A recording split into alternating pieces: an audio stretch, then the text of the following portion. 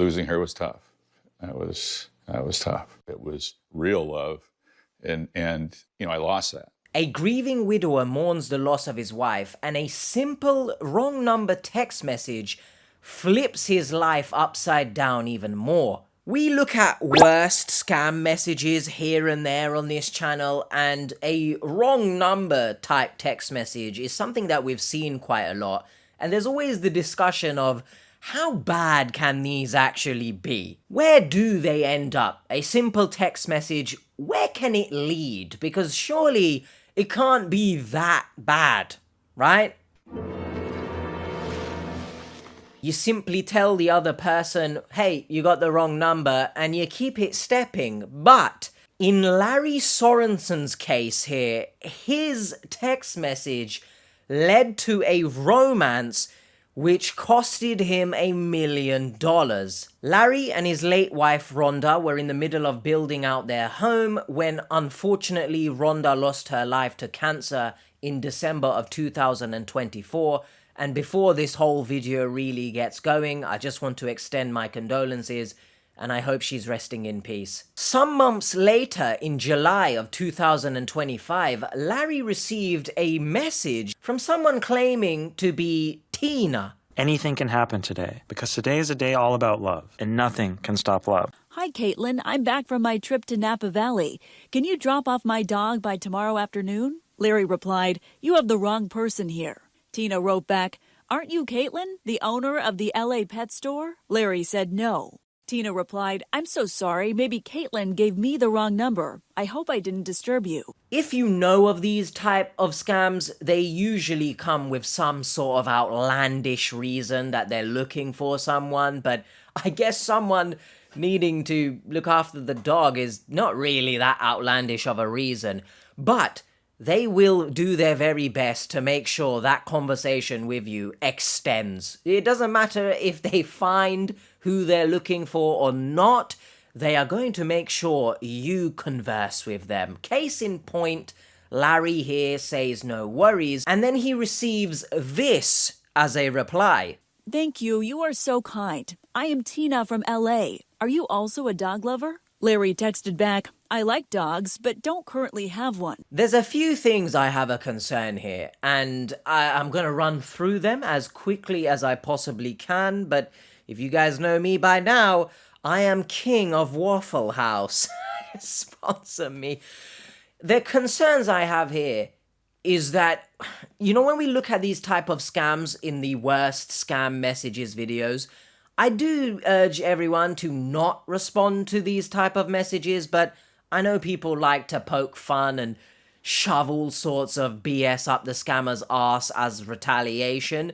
But when it concerns someone who is perhaps in a vulnerable position, such as Larry, who is grieving, I don't recommend you respond to these, because it sort of hooks you in, reels you in. You get that belief that, oh, look, I've found someone here to talk to. My next concern, which follows up on the whole, they will do everything in their power to continue this conversation with you.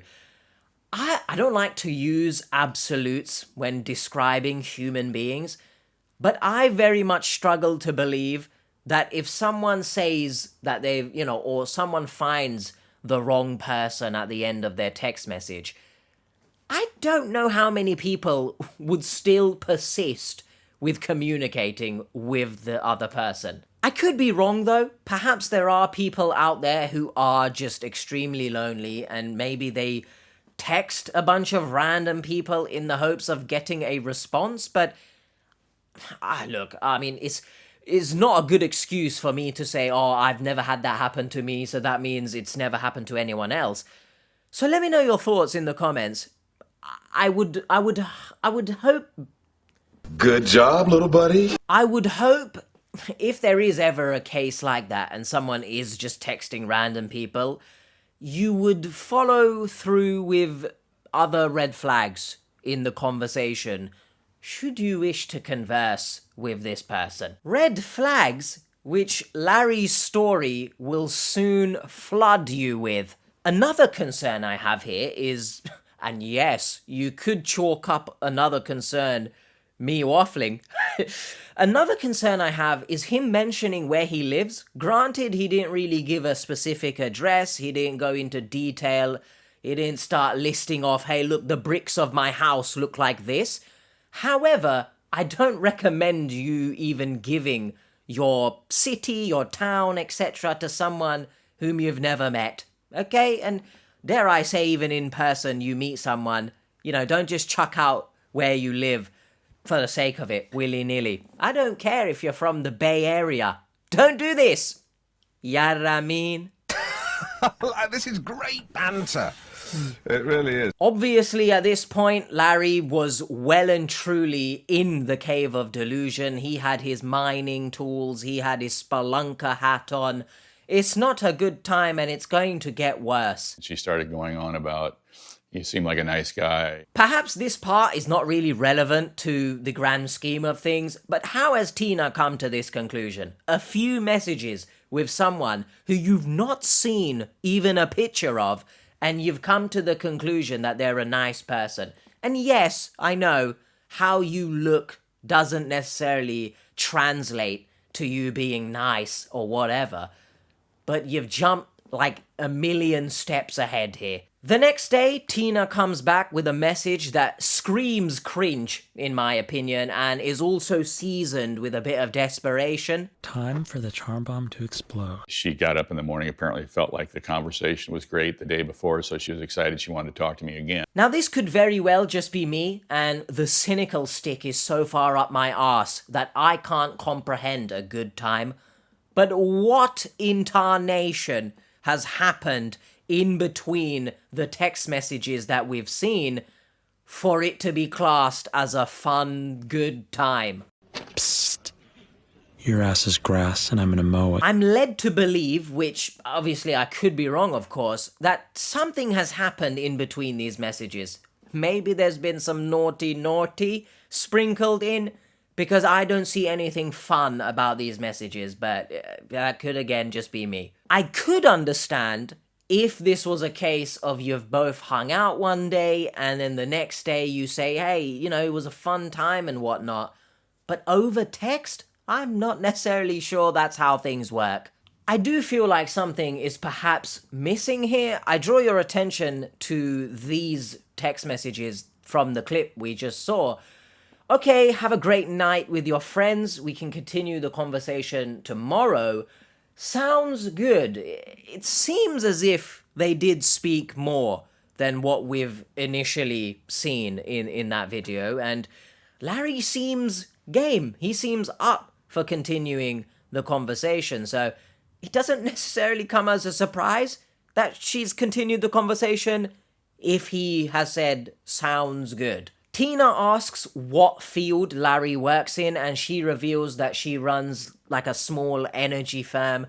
Larry reveals that he's retired, but he also reveals some information that I think is a huge no-no, because the scammer is able to double down on their bullshit once finding out this information. You can see in Larry's reply on the screen here that he mentions his wife passing away, and I genuinely believe the scammer was licking their dirty lips at this point, because Larry is unfortunately hooked from even replying in the first place to these messages, but after mentioning the passing of Rhonda, the scammer is naturally, unfortunately, going to take advantage and sink their teeth even deeper. This text message on the screen right now shows Tina explaining that she invests in a few things, and the eagle-eyed amongst you will see the crypto mention, and yes,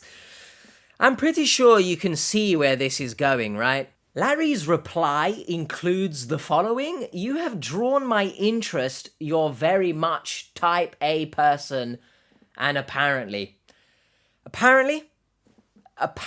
what? A gripe of mine with this video in particular is that there's this sort of banner, if you guys notice it in the clips, it's covering the messages. Like, I can understand when someone is speaking and it's, sprawled across the screen, whatever. But if you're showing text messages, can you get rid of it so that we can see the text messages, please? Tina suggests that they move the conversation over to WhatsApp because it's safer over there, and that leads me to a concerning question. Why exactly are you concerned about safety here? Why has crypto been mentioned, and now you must pack up your bags and head over to WhatsApp? I don't really understand, and I would hope you guys, I urge you, when you're being, hastily shifted off to another platform where encryptions are a thing, you need to ask questions why. There was nothing wrong with simply texting each other through the normal messaging app. Stop it. Get some help. So what's gone on here? He said, would you send me a picture of yourself so I can see who I'm talking with? Let me know your guys' thoughts, of course, here, but revealing all of this information to someone you've never met, let alone seen a picture of them, is ludicrous to me. But I do understand, of course, online there are forums, for example, where people who are grieving share their experiences and how they're coping with the hardship that they're going through. So I know people do that, but in a private setting, in a private conversation, I find it a little bit more hard to believe that people are doing this. They finally exchange images of one another. Tina exchanges a little bit more about her life, and it wouldn't be exchange, it would be share, really. I've apparently exchanged my brain for a rock. But also, Tina explains that she was abandoned by her parents, and Larry seemingly has abandoned all critical thinking skills. And you start feeling like you want to comfort her a little bit. So it just kept growing and growing to where you started really having feelings. You saw that Tina's face is blurred, but let's be honest here. The scammer is using a picture of a conventionally attractive woman as the Tina. Let's be honest, right? As you can see on the screen here, conversations become daily, both morning and night. My question here is, we're in August right now. Looking at these conversations, we're in August. And you met, very, very much emphasis on the quotations around met. You met in July.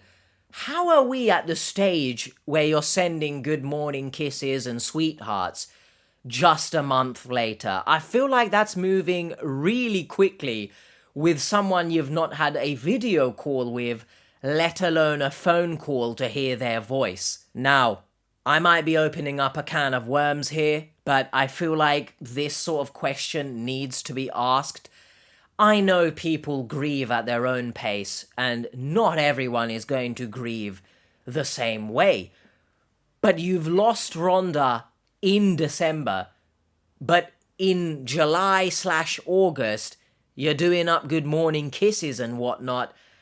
I just don't feel like that is enough time to grieve the loss of a very much long-time partner. You called your love with Rhonda real love, but you being head over heels in August like this, I'm sorry, that shows me anyway just how untrue the Tina relationship is in comparison to what you actually had with Rhonda. At night, we'd say goodnight to each other, just like a relationship. But it's just not a relationship, is it? I see it time and time again with victims.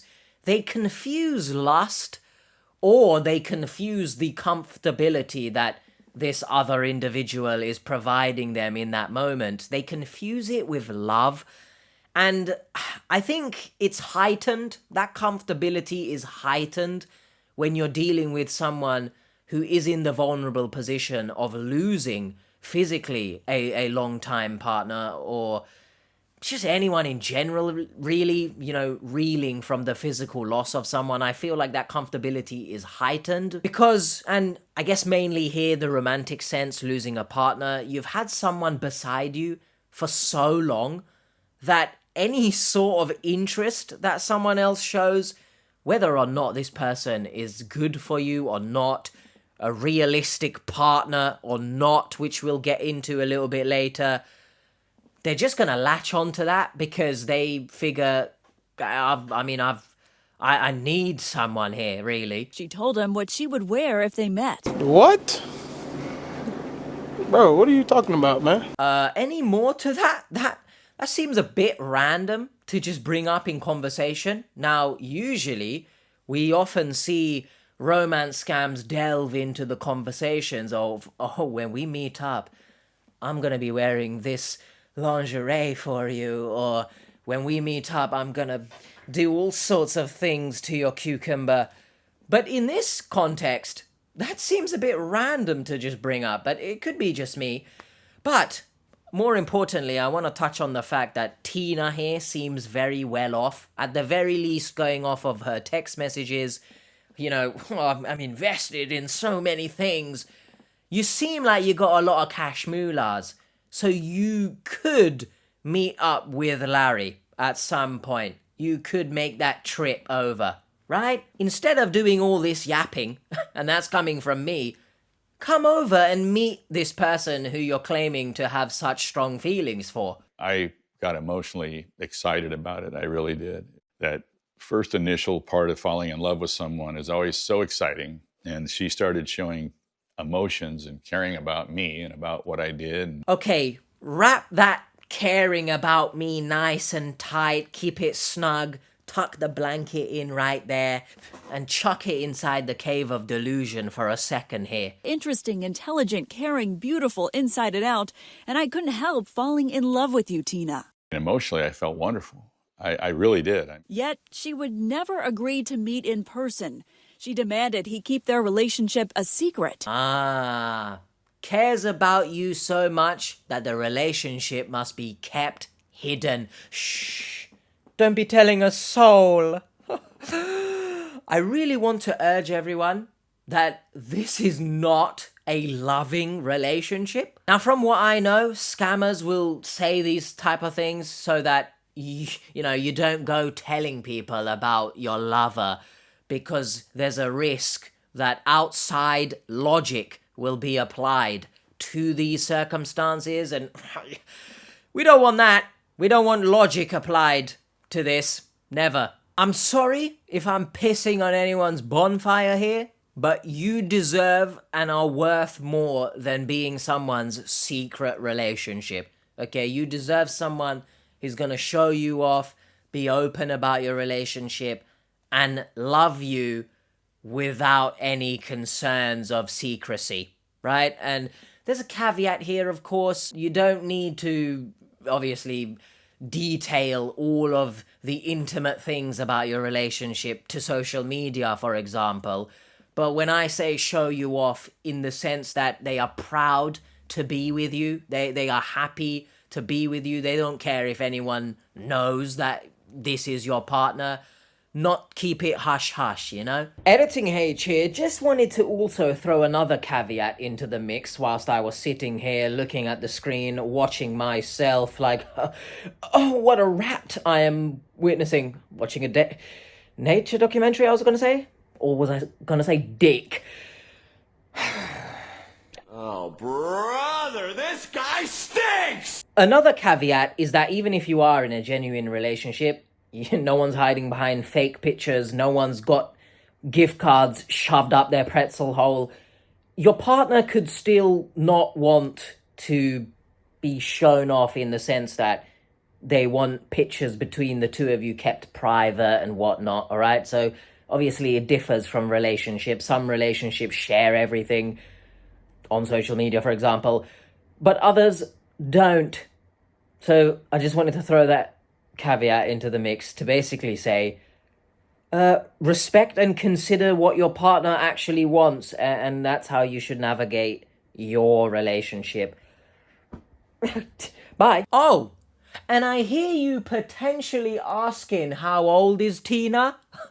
And if you're not asking that, you should be asking that, because now we start to bring back the lust aspect that I was talking about earlier. This gal is supposedly 45 years old. I'm 71. I was, starting to cut back on my food, working out again, lost about 30 pounds. I went out and bought a new suit. Okay, first of all, I promise you, whilst watching this video, I didn't expect to see Larry's nipples just on screen. Goodness me, where'd that come from? If you guys have been on the channel, I mean, for even 1 second, I think it goes without me saying that I find this creepy. The age gap here is... But point taken. I'm not realistically sure what you have in common, other than the fact that you both live in California. Which, by the way, I need to stress again, going back what I was mentioning earlier, why can't she just come see you? Like, on the screen right now, I googled the flight between the Bay Area and like LA, and it's like 1 hour-ish, right? What's happening here? You got a lot of money. Come fly over, baby. See, stuff like this, I urge everyone, nobody is that busy, okay? That might be controversial, but someone who calls you baby and is planning to share their life with you, right? They're gonna make time to see you. And if they don't make time, then you gotta question if they really want to build a relationship with you, because nobody is that busy. Going back on him losing weight and whatnot, good on you for taking care of yourself. I know how hard it can be after experiencing trauma to actually look after yourself. You know, your mental health is not really sometimes in a position to want to take care of yourself physically. But I wonder if he would have done this, worked on himself in this way, without Tina coming into his life. As I mentioned, it can be really difficult to look after yourself when you're experiencing hardship, but I really want to urge everyone, as much as you can, please look after yourself. I like to say that grief is like a backpack. You know, you're wearing it, some days it's easier and you just full steam ahead, you know, it doesn't weigh you down, but on the flip side, some days it does weigh you down. And even the simplest of tasks can seem very heavy, seem very much a burden on you, because on this particular day, grief is just heavy. But I'm gonna say here, don't let the backpack wear you. There's of course other hardships than losing someone, but I just really want, in this little section that I've waffled on, I just really want to express my urge for you guys to look after yourself as much as possible. And if you are lucky enough to realize how detrimental your coping mechanisms that you've perhaps developed, such as comfort eating, which I used to do, if you're lucky enough to realize that you are harming yourself, please seek professional support. Going back to the don't let the backpack wear you, I feel like I should clarify what that really means, because it maybe doesn't make sense. I mean in the sense of grief obviously doesn't click of the fingers and it, you know, it just goes away. So I say don't let the backpack wear you, because life does go on, and there is, as people like to say, there is life after loss. And if you're in a position where grief is now taking over maybe every aspect of your life, I really urge you to seek professional support before it's too late. For 3 months, he believed he could have a life with Tina. Now Tina said she could make him rich. She was telling me how she had $10 million in her crypto account. She showed me where she had traded $3 million and got $1 million. And this happens like in 5 minutes. Wait a minute. Wait a minute. 5 minutes? If someone can point me towards such a website, I will shove all the bitcoins up my ass to be a millionaire in 5 minutes. I'm 99% certain that if such a thing existed, I don't think the person who is the millionaire in 5 minutes would be sharing their, I don't know, what do you call it? Would be sharing their, what's the word I'm trying to think of? Sharing their expertise with everyone, basically. Tina said her aunt at Morgan Stanley would tell them when to trade. Oh, so caressing Coinbase is a family affair, is it? She guided him to wire money from his bank to Coinbase to Crypto.com. They practiced with play money at first, then small amounts. Play money? What? We're playing Monopoly here now. I don't have a Scooby on what's going on. You could have the whole gang come in here with the mystery machine. They ain't gonna find out what's going on here. They can pull off the mask and, oh, it's not actually Tina. But you haven't even met this person and you're doing up crypto with them. I urge everyone, please, do not do that. Tina was showing him screenshots of large amounts of returns being made and whatnot. So obviously, Larry in this moment seemingly thought he was striking it rich. But then there was a mention of a return of 50%. So that, obviously, to make these big bucks, Larry needs to put in big bucks. So he tapped his $1 million IRA account, putting in $500,000 at first. Then days later, another $500,000. What the is going on in here on this day? I mean, what in the F, bro?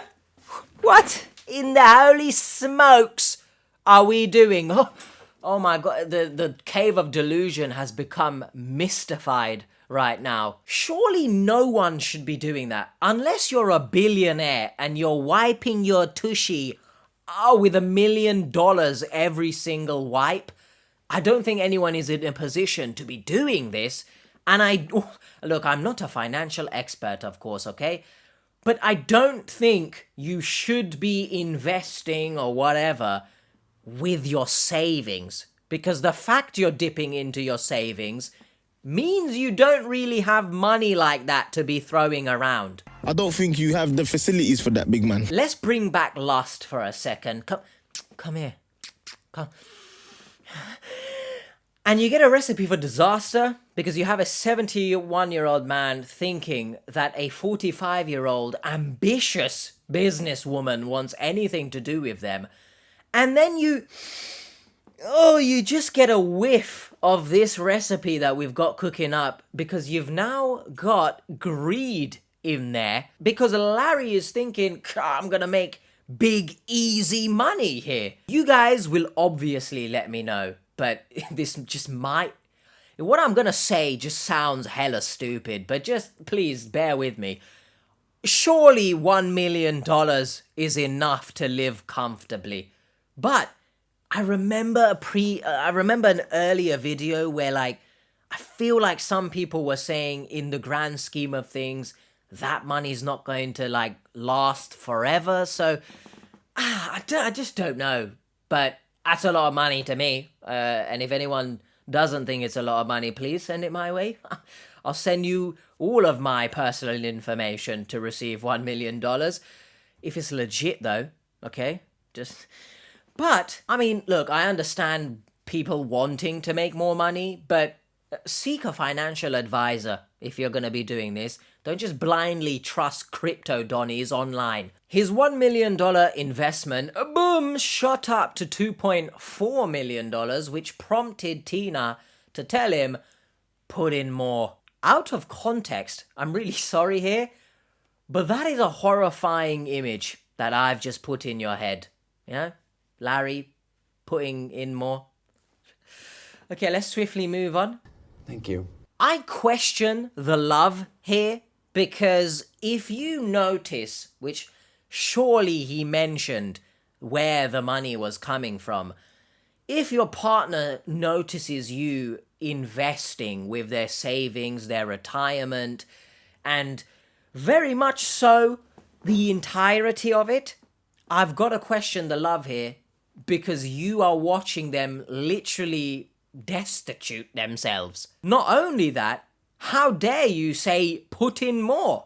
From where? This is financial abuse, okay everyone? Even if you are led to believe, if you are in a position like this, where you think, yeah, money's being made in the background because the crypto's going up, all sorts of shiny coins are gonna come out of your mouth or something, No, this is financial abuse. She wanted me to get money out of my house, money for my kids, anywhere I could get it, friends, relatives. Banks turned him down for loans, so he asked his stepdaughter for money. What?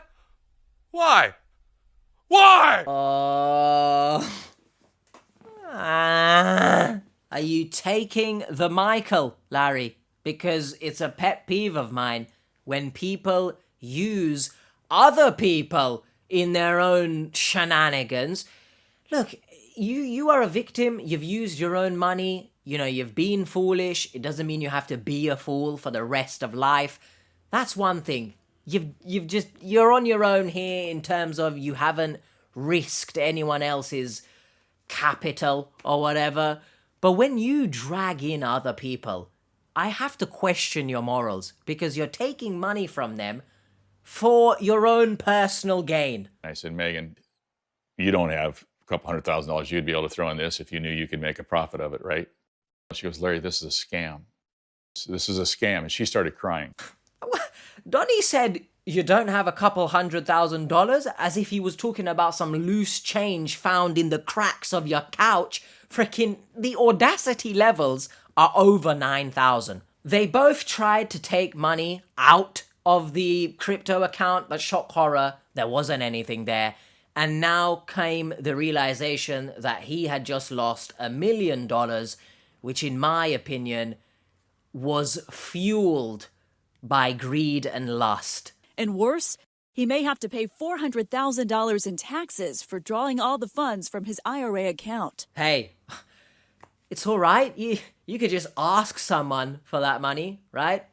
It's only a couple $100,000. These scams not only, of course, hurt you financially, emotionally as well, but I'm gonna call it sentimental damage as well. Chuck that in the mix, because everything that you hold dear to you becomes collateral damage because of the devastation. It means he may have to sell the house he built with his wife. My wife has all been a part of it, and I feel her here, so I didn't want to sell it. Look, I don't want to come across as a monster here, but when he says he feels Rhonda there, did he feel her there when he was doing up good morning kisses and whatnot to Tina? When he was sending all of this money, and it's a literal thing that, you know, when you're investing in stuff, there's all sorts of warnings that you should be careful because your capital is at risk.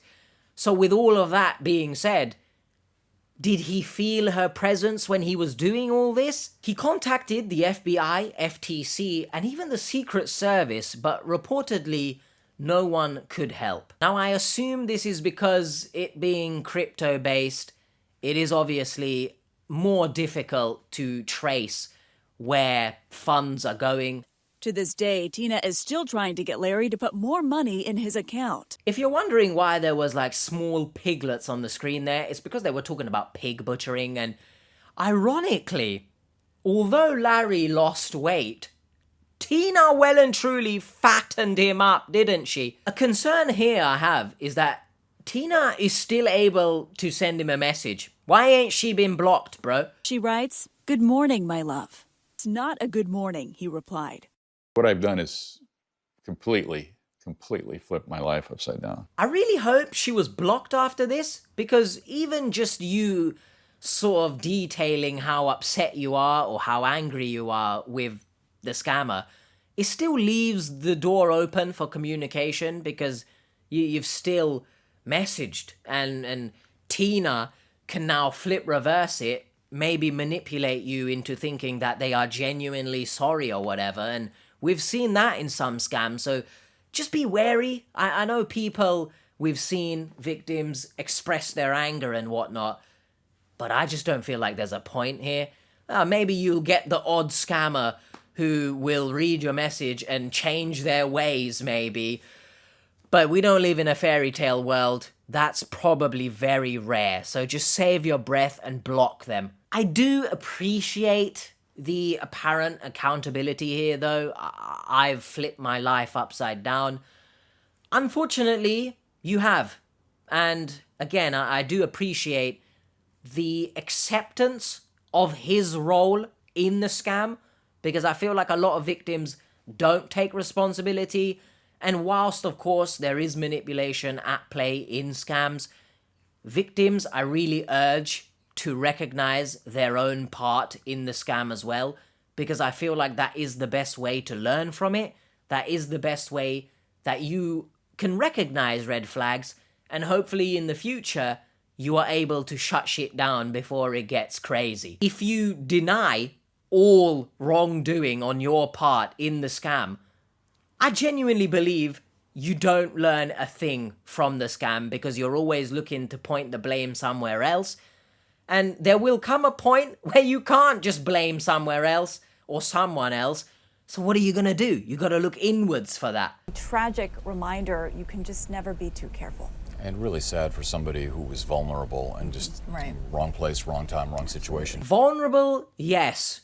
Maybe this is harsh of me, but I do think, as we've spoke about, people need to recognize that they have the power to shut shit down here. Granted, some victims we've come across, perhaps they are cognitively impaired and don't have critical thinking skills, so they necessarily don't have the power to shut shit down before it gets too late. But Larry here, it seems like he understands the severity of the situation and his actions. So I believe lust and greed just got the better of him. I do echo my condolences on the loss of Rhonda, and I really, again, want to urge everyone here that even during traumatic times, and even if you are going through hardship, as much as you can, please keep your guard up, okay? Because you don't deserve to have these additional struggles piled on top of your existing hardship. Don't reply to these type of messages. I know, again, a lot of people, they'd like to poke fun and whatnot, but just don't do it, okay? I'm not a financial expert, of course, again. I don't recommend you invest with people you've never met. I don't recommend you invest using your freaking savings. I really urge everyone to question your love with your online partner. And most importantly, just live your life. I really don't think you need to always have a romantic partner. Okay? Just be, or learn to be, content with the life that you have now. No matter how much someone tries to sweet talk you, that doesn't necessarily mean that you should be in a relationship. We'll now head over to the original video and see what the peeps are saying over there. We'll open up the discussion over here, do the tantalizing talk section. So I'll see you in a jiffy. Tantalizing talk, the comment section on the original video is a mixed bag, in the sense that it's a lot of people obviously sending their condolences and they feel for Larry, but question obviously everything. But then there are also some comments that say, have compassion, etc., etc. He was grieving. I understand that. But I'm going to be on the side of, I feel for him in the sense that losing your partner, no doubt, will have an effect on you. But that doesn't mean you should just give your money away to scammers as a result. I understand maybe in that moment your critical thinking skills are impaired, but again, that, give me $500,000 for this crypto. Okay, sure, here you go. And also on top have another 500. Where are we drawing the line here? Because at some point you have to hold the victim accountable. You can't just excuse their actions time and time again. How are they going to learn anything? But anyway, first comment, I guess I picked this because it sort of explains what was going on. He sent crypto to the crypto wallet of the scammer, and then the scammer uses their own fake app to make it appear that this money is there and growing. But it's a fake app, money is already gone at that time. Pretty much. Now this next comment is interesting, and I wanted to get it out the way like right towards the beginning, because what do you mean this person's name is Tina? It's so brave of him to share his story to help other people. I can understand why he fell for it. He was in 35 years happy marriage, so he didn't or wasn't aware how crooked the world became. The dating scene is nothing like back in the day. Tina, you know, if this is the scammer pretending to be Tina and some sort of twisted way of making other people think this is okay, so you should also do it. I don't know, but I'm gonna remain objective here. How dare you say that the dating scene wasn't like this back in the day?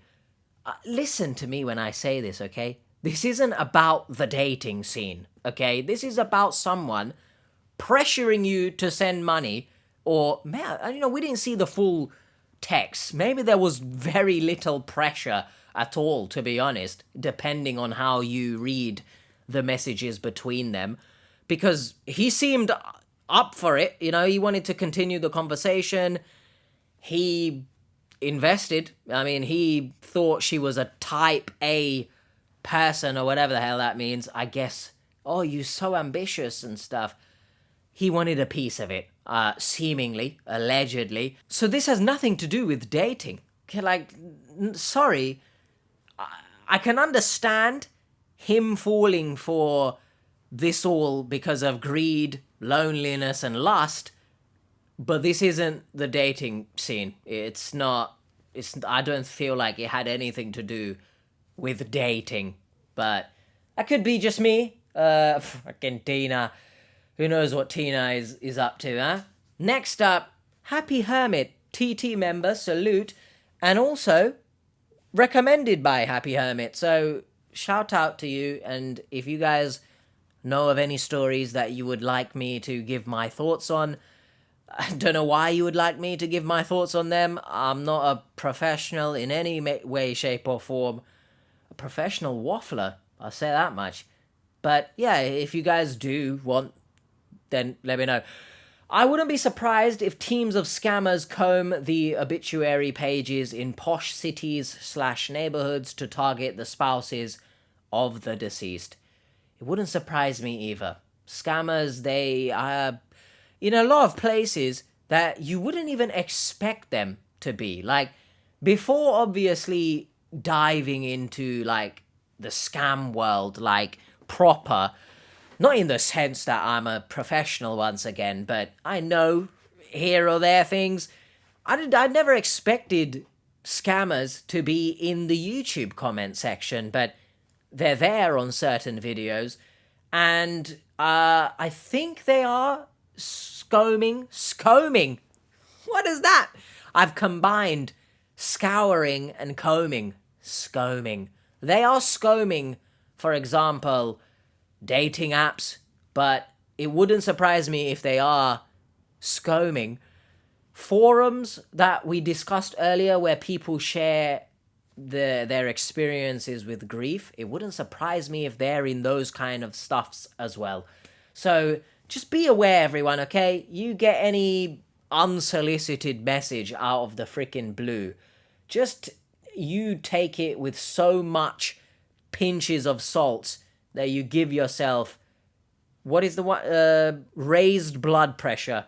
What? But if you see a doctor though, do you know what I mean? At the same time. Oh, this comment, simple. Assume all unsolicited calls, texts, or emails are scams. If a company is legit, also, I've never really heard of someone who just approaches you, offering you crypto investments, and they've turned out to be some sort of legit thing. But let me know, of course, in the comments. The next one is an interesting one. We'll get to it. He still refers to the scammer as she when it's some dude in Myanmar. We don't know the person is in Myanmar. In terms of him referring to her as she, I'll give benefit of the doubt as it's him just going through the story. And she is in reference to, at that point, he was thinking this. But if it is a case of him genuinely still believing that it's Tina, which the last message when he said, oh, you know, you've hurt me or whatever, I don't know, would you class that as him still believing this is a scam or believing it's actually Tina? Very interesting. Let me know your thoughts on that. I see it both ways, maybe. My four eyes have been opened. Guy should have taken some time to mourn his loss, not run out to replace her.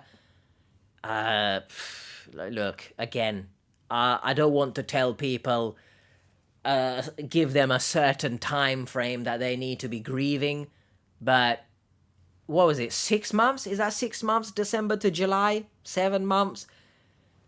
Losing your partner of 35 years, I don't think you should just jump into another relationship 7 months later. You can tell me you've grieved enough or whatever. I'm gonna tell you no. But that's just my take on things. Let me know your thoughts in the comments. At that point, obviously this is just me. If I'm in Larry's position, I'm 71, I've lost my 35-year marriage, I don't think I'm going to do anything with anyone else, you know. I'm going to just live my life. I have the home that we've worked on. I have money that, if some people say 1 million is not enough to survive comfortably, given the fact he's retired and not having an income, I'm not sure, but I would like to hope that I just live life. You know, you don't always need, as I mentioned, to just have someone romantically there. Just because someone is telling you what you want to hear doesn't mean that they are telling you the truth. Critical thinking is your friend. Obviously, the caveat here is some people are not able to critically think for a variety of reasons. But touching on someone telling you what you want to hear doesn't mean they're telling you the truth. Yes, I think I mentioned this. Just because someone sweet talks you and whatnot, it doesn't mean the waterfall downstairs needs to be surfed on. That's what we're going with. You take what they've said, very nice of you, thank you, and just keep it stepping. It very much gave the vibe of Larry doing too much, and I guess we'll never really know his intentions truly, but given the fact that it's a younger woman, it's the greed aspect, he was getting 2.4 mil and all sorts, and then obviously you can couple that in with the loneliness aspect. There's a lot of things, and I'm leaning towards lust and greed. But obviously, let me know your thoughts in the comments. We'll call it there because a lot of the comments really were samey. But I'm interested to know what you guys think of this, because Larry seems to have understood what has gone on and where he's gone wrong and stuff. Maybe.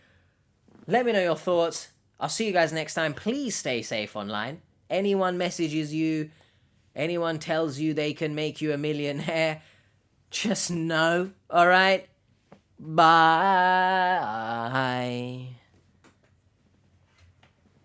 If anyone does, though, have 1 million that they're just wanting to throw around, I'll take it. Oh, and before we exit, Editing H here really quickly just to say, because I don't feel like maybe it's been hammered home enough, but we touched on you got to question your lover, your partner earlier on. Please question why a much younger individual wants to be with you, okay? If she's type A, ambitious, all this moolah, whatever, what does she want with someone who is retired? You know what I mean? It's just not realistic, and it's okay to accept realism. Get a grip of yourself in the nicest way possible, please.